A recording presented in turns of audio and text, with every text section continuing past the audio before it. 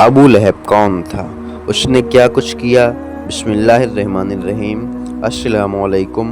آپ محمد صلی اللہ علیہ وسلم اور اسلام کا بدتر دشمن ابو لہب تھا، جس نے بے عزتی کے بعد سے آپ صلی اللہ علیہ وسلم سے عداوت اور بغض پال لیا ہے اور اپنی نفرت کا کھل کر اظہار کر دیا۔ اس نے نہ صرف آپ صلی اللہ علیہ وسلم کو بلکہ مسلمانوں کو طرح طرح سے ستایا، ان پر ظلم ڈھائے اور اسلام کا وجود مٹانے کی کوشش کرنے والے گروہ میں پیش رہا۔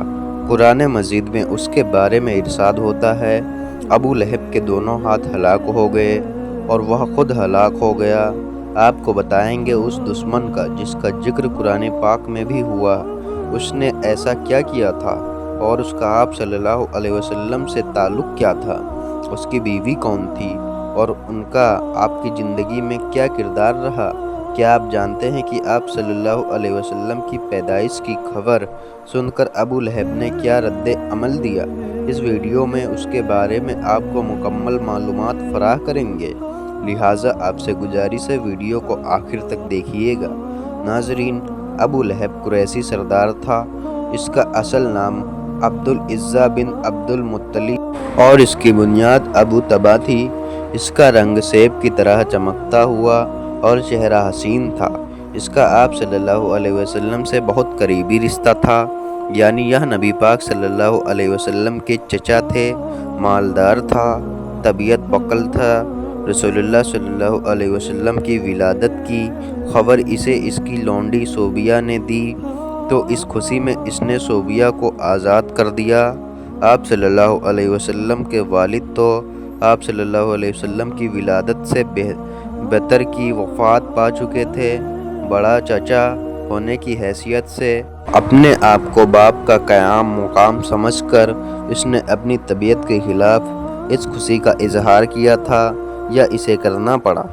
یہ اس کے دکھ ہی کا نتیجہ تھا کہ جب آپ کے دادا حضرت عبد المطلب فوت ہونے لگے تو انہوں نے آپ کی وفات اس کے وقت آپ صلی اللہ علیہ وسلم کی عمر 8 برس تھی۔ ابو لہب کی بجائے ابو طالب کے سپرد کی جو مالی لحاظ سے ابو لہب کی نسبت بہت کمزور تھے۔ ابو لہب کی بیوی ام جمیل، اس کا اصل نام عروہ بنت حرب تھا، جبکہ کنیات ام جمیل تھی۔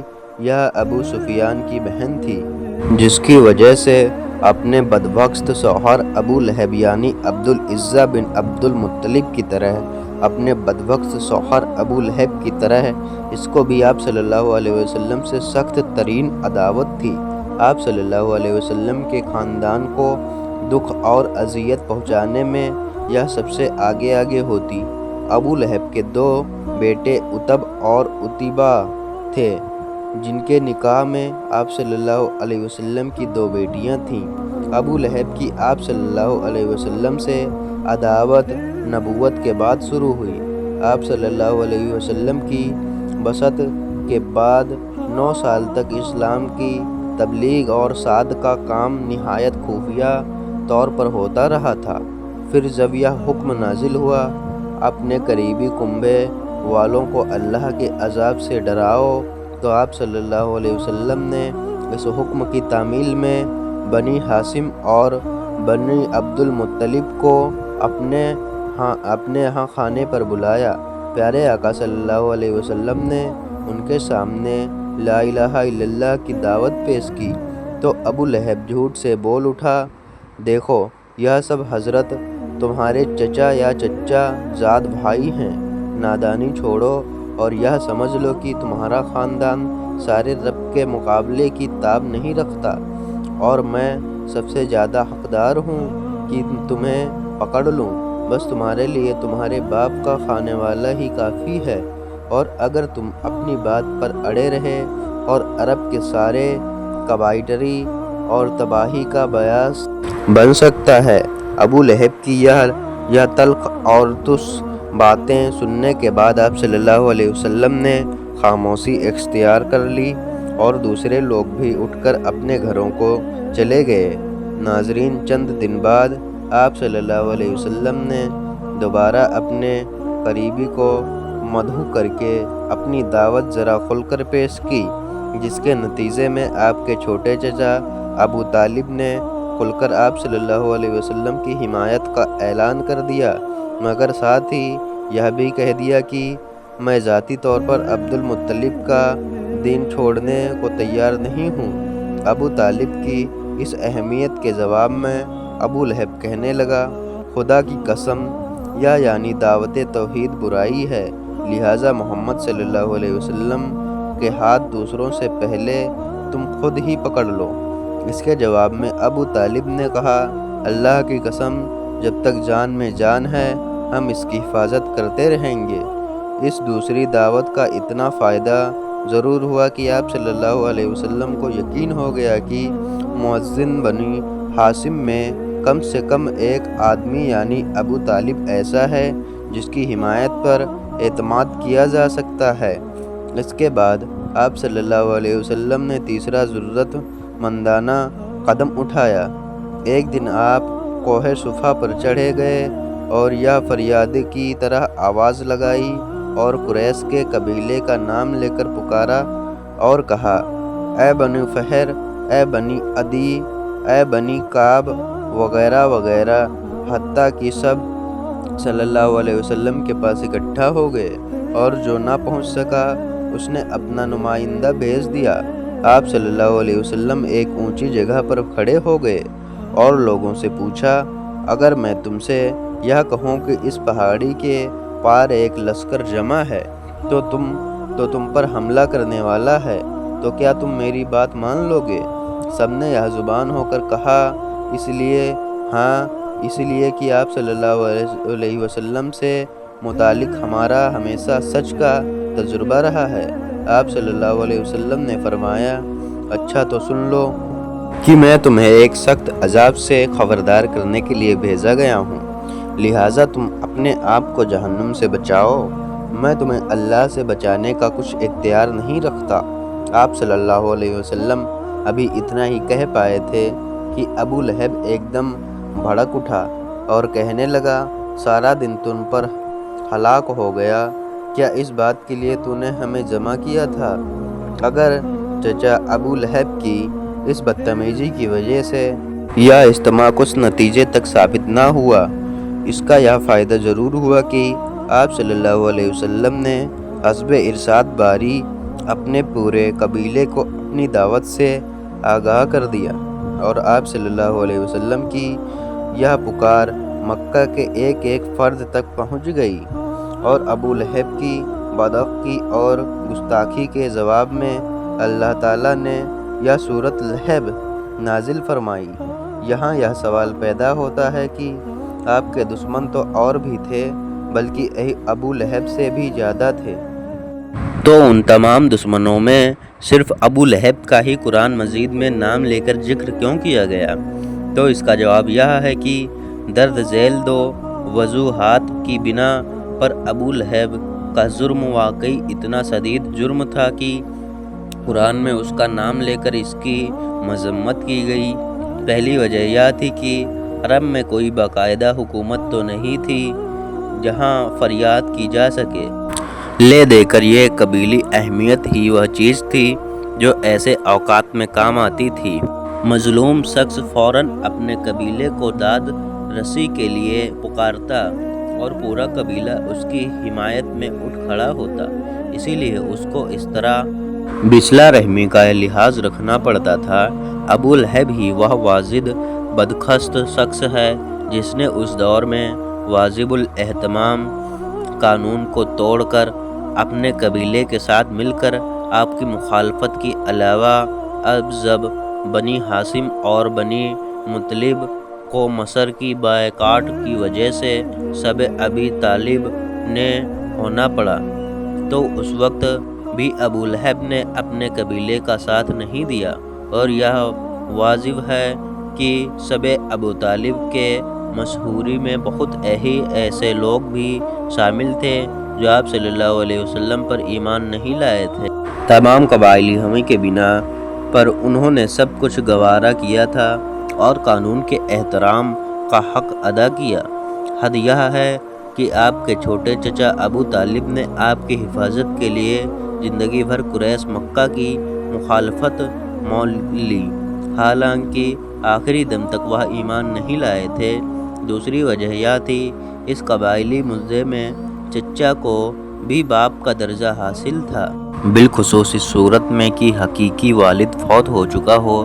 اس لحاظ سے بھی ابو لہب کو آپ صلی اللہ علیہ وسلم کی حفاظت کا فریضہ بطریق بنا لینا چاہیے تھا، وہ ایمان لاتا یا نہ لاتا، مگر آپ صلی اللہ علیہ وسلم کی حفاظت کی بجائے برج عناد میں اتنا آگے نکل گیا کہ اس کا شمار آپ صلی اللہ علیہ وسلم کے صف اول کے دشمنوں میں ہوتا ہے۔ اس نے کوہ صفا پر جس بد خلقی اور گستاخی کا مظاہرہ کیا، اس پر آپ صلی اللہ علیہ وسلم کے خاموش رہنے کی وجہ بھی یہی تھی کہ مصر کی سطح پر ابو لہب آپ صلی اللہ علیہ وسلم کے باپ کے مقام پر تھا، اور باپ ہونے کے ادب کا تقاضا بھی یہی تھا کہ آپ صلی اللہ علیہ وسلم خاموش رہتے، لہٰذا اس کی بدتمیزی کا جواب اللہ تعالیٰ نے خود اس کا نام لے کر دیا۔ واضح ہے کہ تبت یدا ابی لہب وتب سے یہ مراد نہیں کہ جسمانی لحاظ سے ابو لہب کے دونوں ہاتھ ٹوٹ جائیں، بلکہ یہ بددعا کی قسمیں کے کلمہ ہیں جو ناراضی اور کفر کے موقع پر لیے جاتے ہیں، اور ایسے الفاظ صرف عربی میں نہیں ہر زبان میں پائے جاتے ہیں۔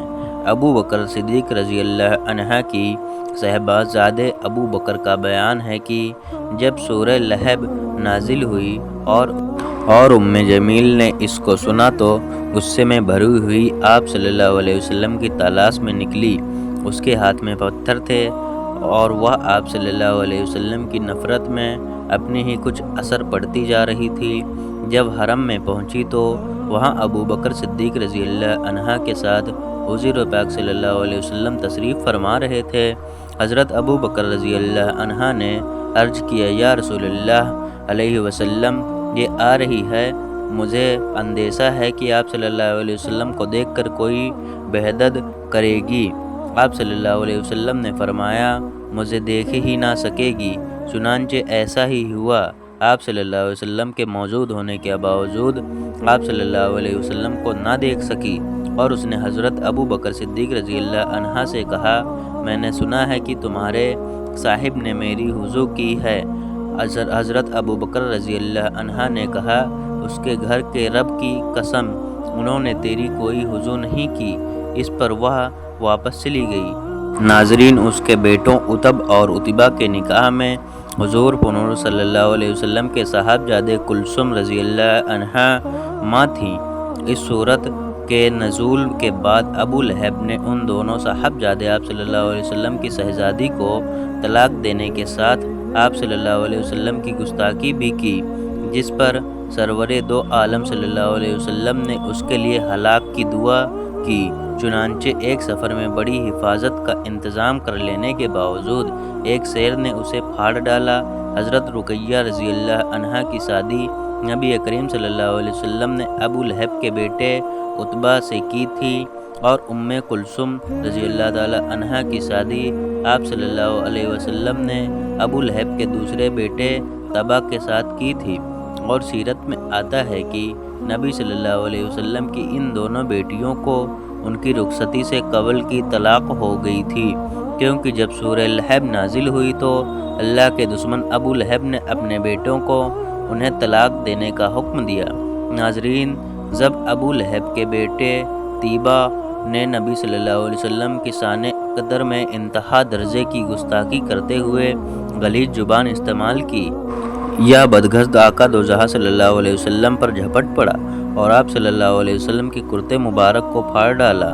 طیبہ بن ابو لہب کی اس حرکت سے نبی صلی اللہ علیہ وسلم کے قلب اطہر کو شدید صدمہ پہنچا، اور آپ صلی اللہ علیہ وسلم کی مبارک زبان سے الفاظ ادا ہوئے، اے اللہ، اپنے کتوں میں سے کسی کتے کو اس پر مسلط فرما دے۔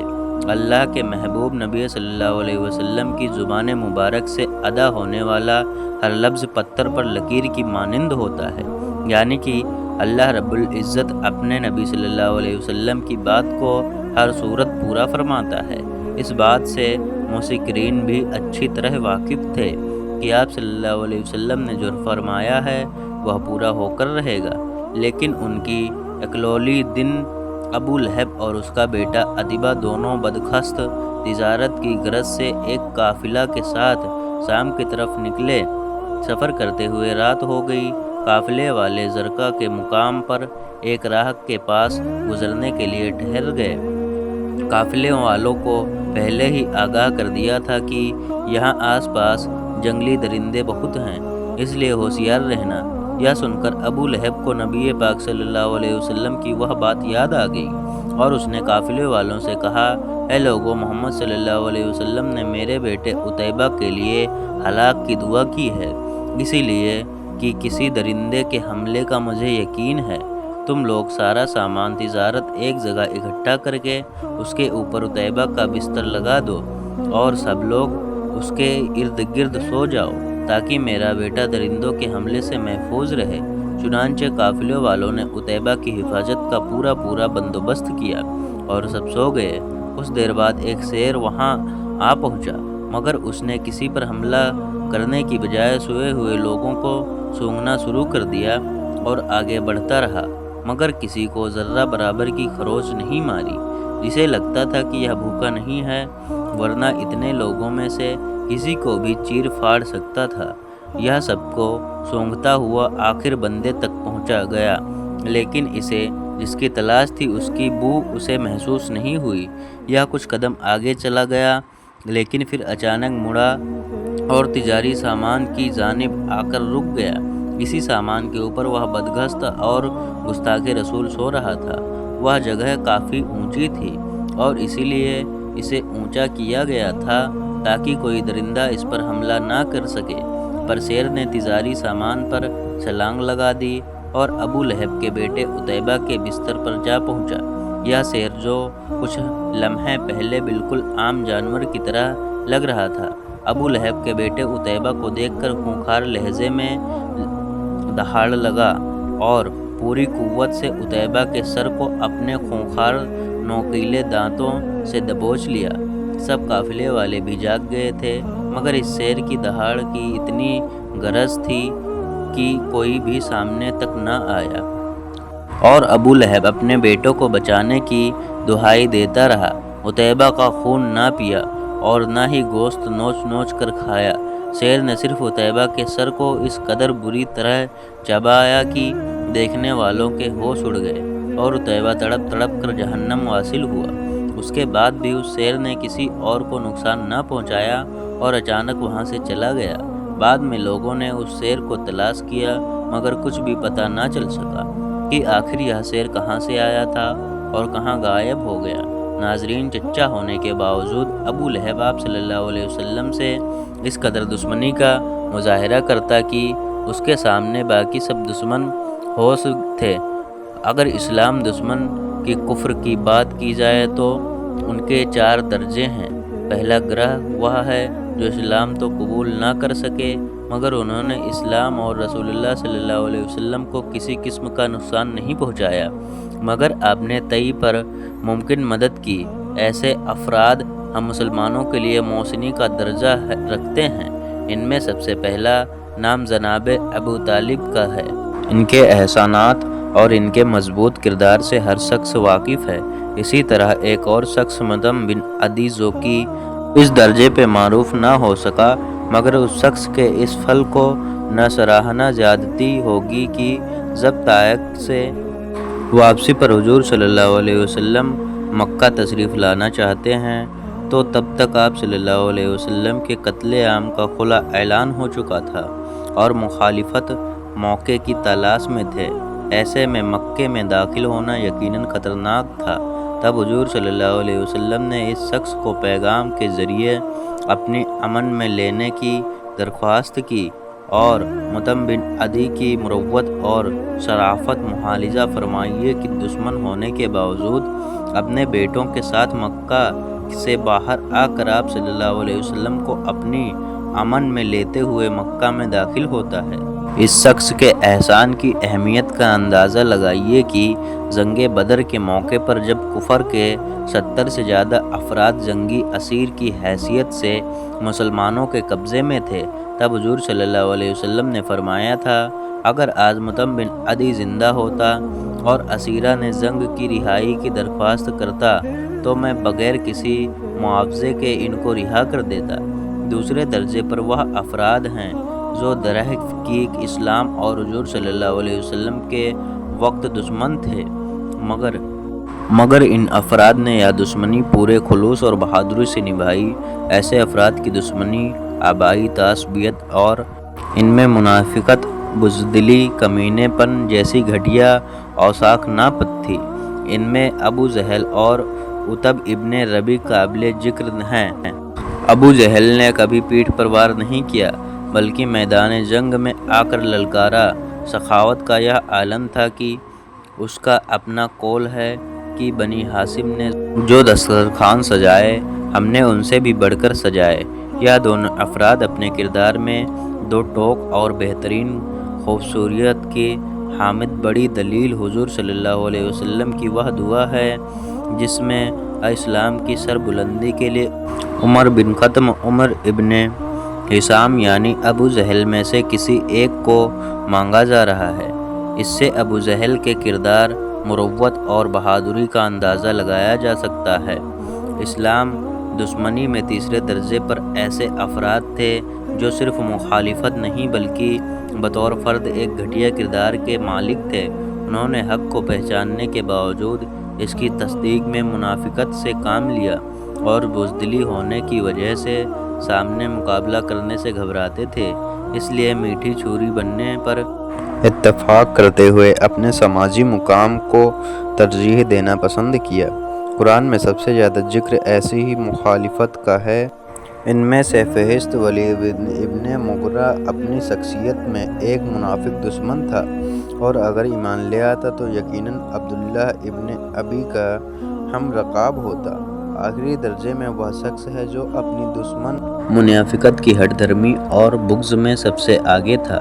اس شخص کو نہ کراوٹ کا پاس ہے، نہ ہی شرافت اور ہمسائے کا احساس ہے۔ حضور پاک صلی اللہ علیہ وسلم کے صاحبزادے جناب قاسم رضی اللہ تعالی عنہ کی وفات پر اس شخص نے باقاعدہ جشن منایا۔ ہمسایہ اور سگا چچا ہونے کے باوجود اس شخص نے ہر وہ گھٹیا حرکت کی جس کی توقع بدتر دشمن سے بھی نہ کی جا سکتی تھی۔ سماجی طور پر کمینے کی اس مقام پر فائز تھا کہ کعبہ کے بیت المال کے خزانچی ہونے کی حیثیت سے اس نے چڑھایا جانے والے سونے کی ہرڑ چرا لیے اور مکہ میں ہرڑ چور کے لقب سے بھی پہچانا جاتا تھا۔ اس کی بزدلی، بغض اور منافقت اس کے کردار کی نزاکت کی صحیح تصویر کشی کے لیے باقاعدہ اس کا نام لے کر قرآن میں اس کی بربادی کو موجود بنایا گیا ہے۔ کوئی اور نہیں بلکہ بنی ہاشم کا سردار حضور پاک صلی اللہ علیہ وسلم کا چچا اور ہمسایہ ابو لہب ہے۔ ناظرین، جب قریش نے کھلی آنکھوں سے دیکھ لیا کہ ہماری تمام پر مزاحت اور تشدد کے باوجود اسلام قبول کرنے والوں کی تعداد تیزی سے بڑھ رہی ہے اور انہوں نے مسلمانوں کے قلعے قمع کے لیے جو مختلف حربی اختیار کیے تھے ان کو کوئی فائدہ نہیں ہوا اور خاص طور پر حضرت حمزہ اور حضرت عمر رضی اللہ تعالی عنہ کے اسلام لانے کے بعد تو سارے حربے بیکار ہو گئے، تو انہوں نے نیا اور مؤثر حربہ اختیار کرنے کی سوچی۔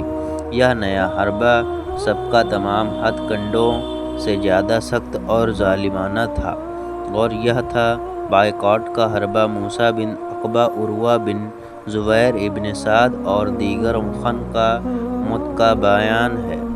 جب قریش نے دیکھا کہ صحابہ حبشہ کی سرزمین پر امن و امان سے رہنے لگے ہیں، ادھر مکہ میں حضرت حمزہ اور حضرت عمر جیسے دلیر جنگجو مسلمان ہو چکے ہیں اور اسلام تمام قبائلی کیا کہ آخری چارہ کے طور پر رسول اللہ صلی اللہ علیہ وسلم کو شہید کر دیا جائے۔ جب اس بات کی سنگن حضرت ابو طالب رضی اللہ تعالی عنہ کو ہوئی تو انہوں نے بنی ہاشم اور بنی مطلب کے تمام افراد کو اکٹھا کیا۔ بنی ہاشم اور بنی مطلب نے رسول اللہ صلی اللہ علیہ وسلم کو اپنی شعبانی گھاٹی میں پہنچا دیا اور قتل کا پروگرام بنانے والوں سے آپ صلی اللہ علیہ وسلم کو محفوظ کر دیا۔ اس کام میں دونوں قبیلوں میں کوفہ بھی اس دور کے قبائلی عصبیت اہمیت کی بنا پر شریک تھے۔ جب قریش نے اپنا یہ منصوبہ بھی ناکام دیکھا تو انہوں نے اکٹھے ہو کر مشورہ کیا کہ ہم آپس میں بنی ہاشم اور بنی مطلق کے خلاف وعدہ کر کے ایک دستاویز تیار کرتے ہیں۔ اس میں طے کیا جائے گا کہ کوئی شخص ان سے کسی قسم کا لین دین نہ کرے، شادی بیاہ نہ کرے، حتیٰ کہ رسول اللہ صلی اللہ علیہ وسلم کو ہمارے سپرد کر دیں۔ انہوں نے باہم معاہدے کی دستاویز تیار کر کے کعبہ کے اندر لٹکا دی۔ یہ دستاویز لکھنے والا منصور بن اقمہ تھا۔ آپ صلی اللہ علیہ وسلم نے اس کے خلاف بد دعا کی تھی، جس کے نتیجے میں اس کی انگلیاں سڑ ہو گئیں۔ بعض مخن نے کاتب کا نام حرد بن حارث یا طلحۃ ہاشم بنی مطلق کے مشہور ہونے کی ابتدا محرم الحرام سال نبوت سے ہوئی۔ 2-3 سال تک وہی اس طرح مشہور رہو۔ موسیٰ بن عقبہ نے یہ مدت پورے 3 سال بتلائی ہے۔ ان 3 سالوں میں وہ سخت مصیبتوں کا سامنا کرتے رہے۔ بائیکاٹ اس قدر سخت تھا کہ ان کے کھانے پینے کی کوئی بھی چیز نہ پہنچ سکتی تھی۔ قریش کو جس شخص کے بارے میں یہ پتہ چلتا کہ اس نے کوئی چیز خفیہ طور پر بھیجی ہے تو وہ اسے بھی تشدد کا نشانہ بناتے۔ چند ضرورت مند لوگوں نے اس ظلم و ستم کے خلاف آواز اٹھائی اور وہ دستاویز پھاڑنے کا نعرہ لگایا۔ ان میں مسعود حصال، عمر بن حارث، زبیر بن ابی امیہ، مطعم بن عدی، زمع بن عبد اور ابو البختری بن ہشام بنی حارث شامل تھے۔ ان میں ہشام نے لکھا ہے، جب بائیکاٹ کی دستاویز اتاری گئی تو پتہ چلا دیمق نے اللہ کے نام کے سوا ہر چیز کو ختم کر دیا ہے۔ ایک روایت میں ہے کہ بنی ہاشم کو اس بائیکاٹ کے دوران انتہا شدت کی بھوک، زبردست مسائل اور مشقت کرنا پڑا اور انہیں جھاڑو اور کیکر کے پتے کھانے پڑے۔ خواتین حضرت ابو لہب کی طرح اس کی بیوی بھی آپ صلی اللہ علیہ وسلم کی مخالفت تھی، اس لیے قرآن کریم میں اس کے لیے ارشاد ہوا کہ وہ جہنم میں اپنے خاؤ کی آگ پر لکڑیاں لا کر ڈالے گی تاکہ مزید آگ بھڑکے۔ یہ اللہ کی طرف سے ہوگا، جس طرح یہ دنیا میں اپنے گھاؤ کی اس کے فرو اناد میں مددگار تھی، آخرت میں بھی عذاب میں اس کی مددگار ہوگی۔ بعض کہتے ہیں وہ کانٹے دار جھاڑیاں ڈھو کر لاتی اور نبی صلی اللہ علیہ وسلم کے راستے میں لا کر بچھا دیتی، اور بعض کہتے ہیں یہ اس کی چغل خوری کی عادت کی طرف اشارہ ہے۔ چغل خوری کے لیے یہ عربی محاورہ ہے۔ یہ کفر قریش کے پاس جا کر نبی صلی اللہ علیہ وسلم کی غیبت کرتی اور آپ صلی اللہ علیہ وسلم کی عداوت پر اکسایا کرتی۔ ابو لہب اور اس کی بیوی وہ بدقسمت لوگ تھے جو سگے رشتہ دار ہو کر دشمنوں میں سب سے گئے گزرے تھے، جنہیں نہ رشتہ داری اور نہ ہی راب داری کا پاس تھا۔ ان کے اندر رحم اور انسانیت جیسے جذبات لاپتہ تھے۔ آپ صلی اللہ علیہ وسلم کے علاوہ انہوں نے عام مسلمانوں کو بے حد تکلیف دی، انہیں ستایا اور ان کا ناغتہ بند کیے رکھا۔ جب سورہ لہب نازل ہوئی اس وقت ابو لہب اور اس کی بیوی دونوں زندہ تھے اور اللہ تعالیٰ نے ان کے بارے میں خبر دی کہ وہ ضرور جہنم میں عذاب دیے جائیں، یعنی وہ اسلام نہیں لائیں گے اور ان کی موت کفر پر ہوگی۔ چنانچہ ایسا ہی ہوا، دونوں حالات کفر میں ہلاک ہو چکے تھے۔ ناظرین، پورا مکمل واقعہ یہیں پر ختم ہوتا ہے۔ اگر ہماری ویڈیو سے آپ کو کچھ سیکھ ملی ہو تو چینل کو سبسکرائب اور اپنے دوستوں تک شیئر ضرور کریں۔ ملتے ہیں اگلے دن۔ چلیے دوستو، آج کی نیوز کا سفر یہیں پہ سماپت ہوتا ہے۔ اگر آپ لوگوں کو ویڈیو اچھی لگی ہو تو لائک، کمنٹ، شیئر اور سبسکرائب کرنا نہ بھولیں اور بیل آئیکن کو پریس کر دیں تاکہ آپ لوگوں کو ایسی اچھی ویڈیو ملتی رہے۔ ملتے ہیں اگلے دن۔